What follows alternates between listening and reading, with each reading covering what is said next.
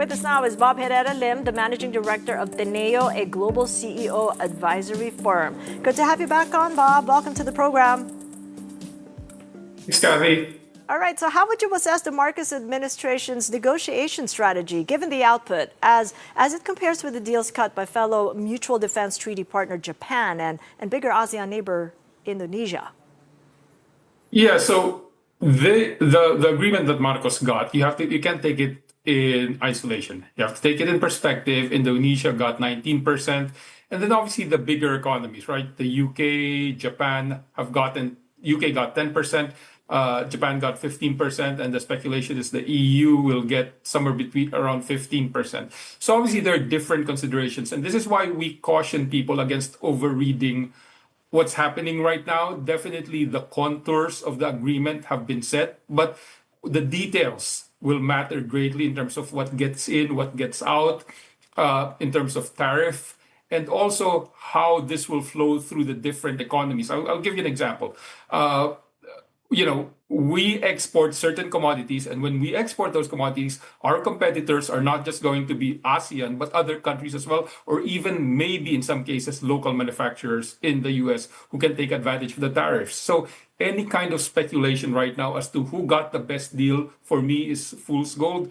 It's a very dynamic process, and it is going to take some time to figure it out.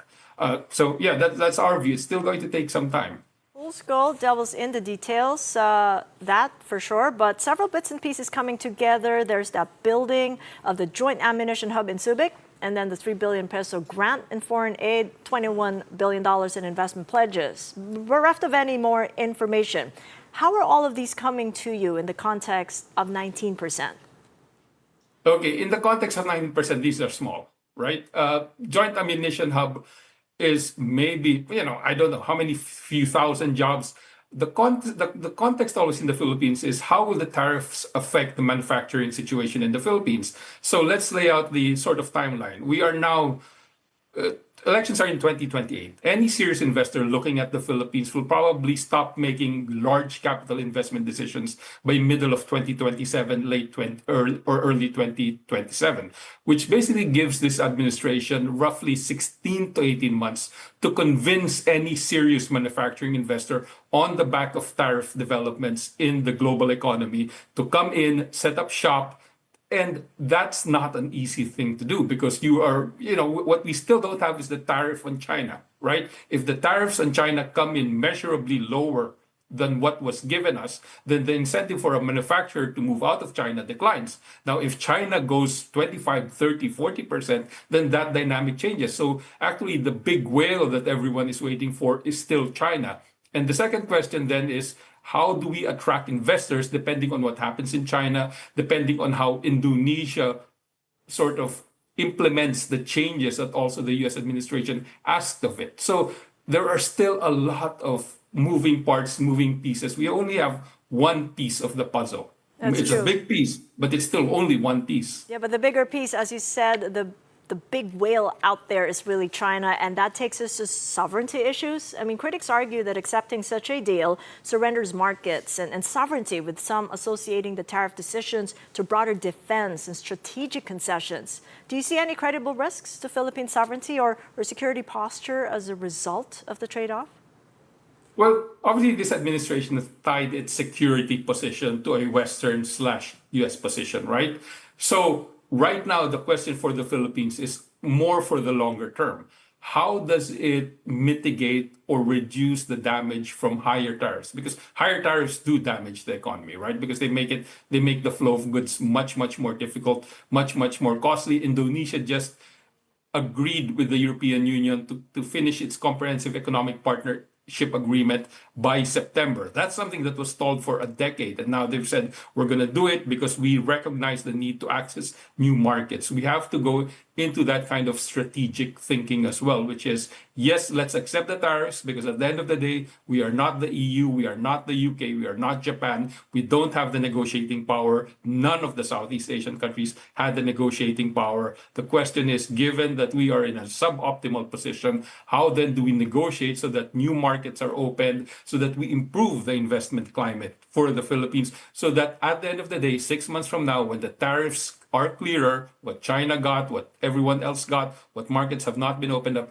investors can come in and say, okay, we know where the Philippines is, we know the reforms that are happening, and therefore we are willing to locate industries in the Philippines. That for me is the bigger question. Tariffs are only one part of the puzzle. We have failed to attract large amounts of FDI for different various other reasons, and those reasons must be addressed.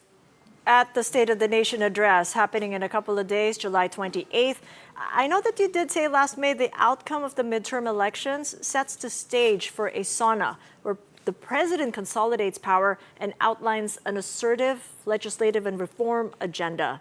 Do you think these are going to hold following the optics in D.C. and the 19% result from the negotiations? It's not just that, Kathy. We are probably going to deal with an impeachment trial of Vice President Sara Duterte. It might happen, it might not happen, but it definitely will consume politics for a couple of months more, 2 to 3 months more. And then you have the budget process where the government will outline its priorities.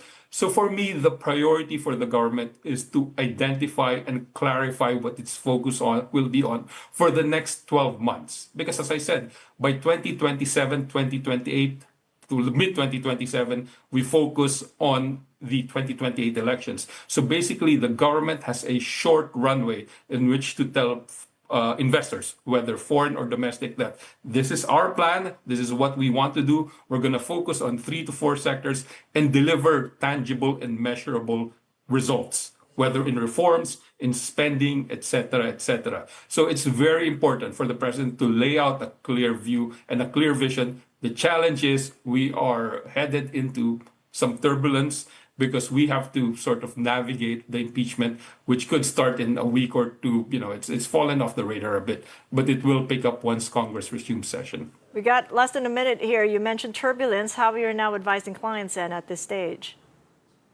The picture is still not complete. It's just that simple. We need to get the China number out. We need to understand the details of this agreement, not only of this agreement, but what Thailand will get, what Vietnam will, Indonesia will get, before we can form a better picture. So it's still wait and see for many of our clients, because again, we need the details to come up with some tangible sort of advice for them. Yeah, glad to know where we are, despite so many more other questions and answers. Thank you, Bob Herrera-Lim of Teneo. Appreciate the insights.